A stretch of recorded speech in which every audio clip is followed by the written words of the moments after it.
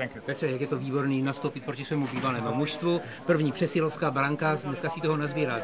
2 asistence, branka. Jak si se cítil? Tak celku dobre, už to bolo iné, ako to bolo s Ottawou. Ottawou som bol trošku, keď sme tu prišli pred 2 rokmi, tak trošku nervózny, ten môj prvý zápas, teraz to bolo iné. A som sa na to pripravil dobre, si myslím, že hrali dobre. Dôležité bolo, že na preslovkách sme dali góly a to bol asi dôvod, že prečo sme vyhrali tento zápas.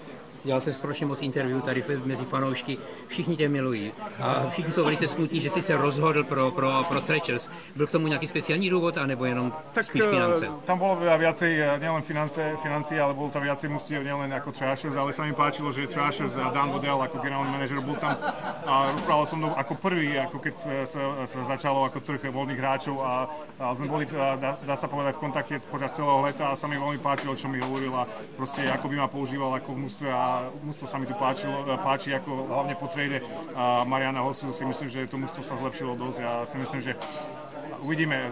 Dúfam, že som urobil správne rozhodnutie a dúfam, že nám to pôjde a vyhráme viacej zápasov a postupíme na play-off.